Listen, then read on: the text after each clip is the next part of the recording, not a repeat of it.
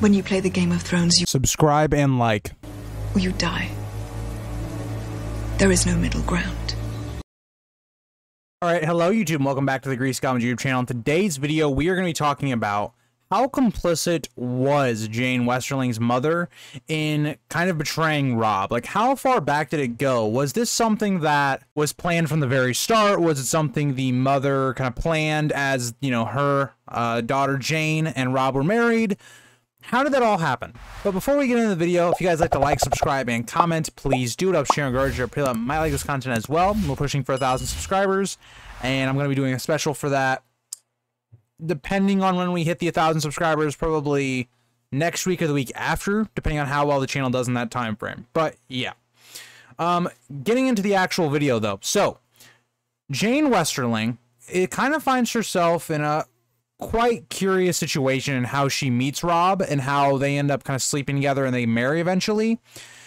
Is that Robb gets injured, the Westerlings, right, kind of take Robb and nurse him.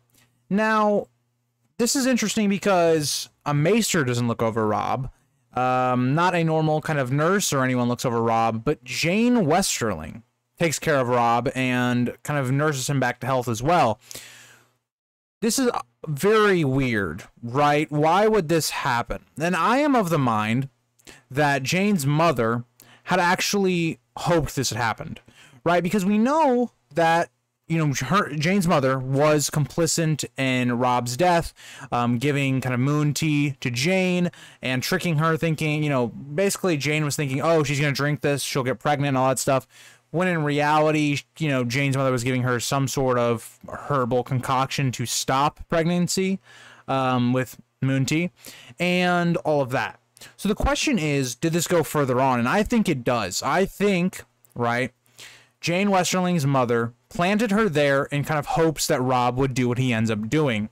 Now, it is a stretch, but again, what does she have to lose here? Because what I think was going on here is that she was talking with Tywin. Now, Tywin had planned that heirs and lords would be married to her children. So, on the face value of it, Jeyne Westerling and the whole Westerling family wins regardless. Say the Westerlings and Robb specifically starts to win the war and they have independence and all that. Well, your daughter's now a queen and is one of the is queen of one of the most powerful houses in Westeros. So again, win there. If Robb loses like he ends up doing, they're still going to at least hold their position or get more because that's what Tywin promised. So you look at the way that this kind of works out and you see, okay, this was definitely one of those times where there was more going on than, oh, Jeyne Westerling was just the one that ended up looking over Robb. This whole idea was a plot. It was definitely something that was put together by Jeyne's mother to kind of further their house. But let me know what you guys think on that idea. Do you guys think there was more going on, or do you think Jeyne's mother was more or less making sure that Jeyne didn't get pregnant and only that part of it? Do you think there's more, or do you think there's less? Also, since I'm doing this video, we're going to talk about it. Where are these characters going to go? Because at the moment, they are on their way west. Jeyne, party of Jeyne, Edmure, kind of the Westerling families, they're heading west to Casterly Rock and that area of Westeros.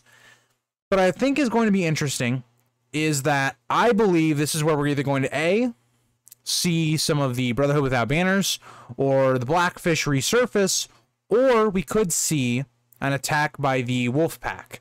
Because I think Edmure is going to get out of captivity one way or another. I think he is a player of the game later on.